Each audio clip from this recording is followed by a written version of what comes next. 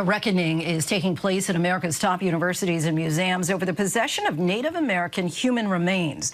More than 3 decades ago, Congress ordered institutions to return sacred burial objects pillaged by archaeologists, collectors, and curiosity seekers. But roughly 100,000 remains are still awaiting repatriation. In tonight's Prime Focus, our Devin Dwyer has a closer look at a new effort to right a historical wrong.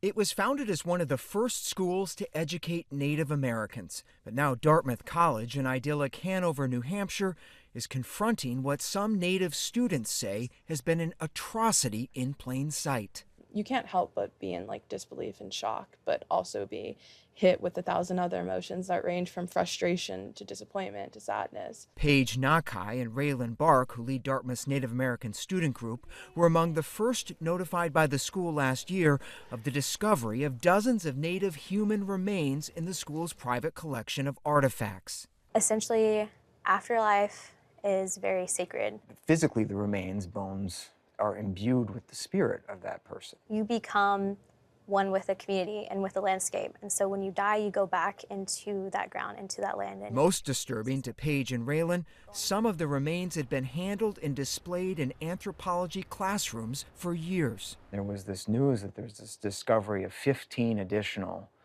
Native American remains. How did you react to that? I almost felt a sense of betrayal. It was hard to really reconcile with the fact that there had been the discovery of human remains of potential relatives here.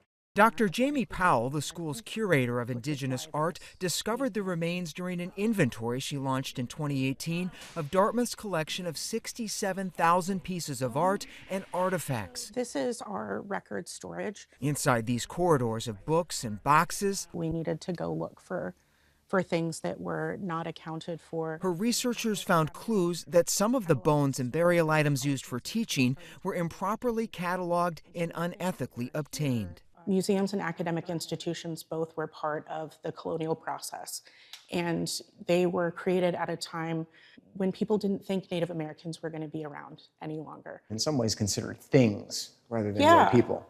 Yeah, so that dehumanization of Native and other peoples is part of what allowed these collections to be formed. More than 30 years ago, Congress passed a law requiring schools like Dartmouth, as well as libraries and museums, to inventory their collections and to repatriate sacred items to Native tribes immediately.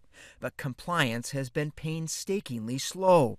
Of the more than 200,000 remains reported since the law was enacted, around 100,000 are still being held by institutions today. Dartmouth is 255 years old, older than the United States itself, and many of the bones were donated to Dartmouth by people who had collected them elsewhere and then gave them to us. And so sorting out the provenance of these has been challenging. Dartmouth has repatriated 8 sets of remains since 1995, but approximately 60 more still need to be returned. To me, the most important thing is to work with the tribes and the Native American representatives who understand the deep cultural, spiritual value of these ancestors, and to ensure that we do what is most appropriate in their eyes. I'm happy to be here today to witness the return of my grandfather's headpiece. Nationwide, schools and museums have faced growing pressure to pick up the pace. Colgate University last November returned more than 1,500 funerary objects to the Oneida Indian Nation. So too did Cornell University, returning Oneida remains dug up in 1964. Top museums from New York to Cleveland to Chicago have been closing exhibits or covering up sacred Native objects displayed without tribal consent. But critics allege some institutions are deliberately dragging their feet. The onus was on tribes to prove that somehow these were their ancestors. It allowed universities to sit on these remains for decades. Tribes often lack the resources to be able to say these are in fact our ancestors. So the law, without intending to be, was stacked against tribal interests.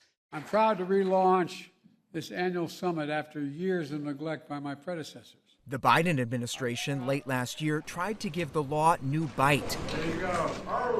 Announcing a strict 5-year deadline for institutions to re-inventory their collections, the new rules also require proactive consultation with tribes and clear consent before any objects are displayed or researched. That is a form of accountability that universities never had to worry about before, and now they do. Are you confident that all of these human remains here at Dartmouth will be repatriated in the next 5 years?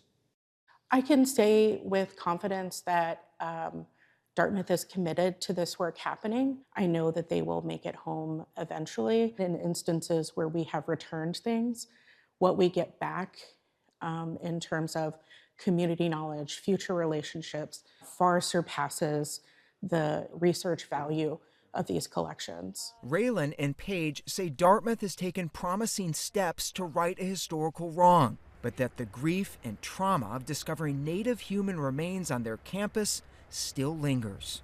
What does justice look like for you?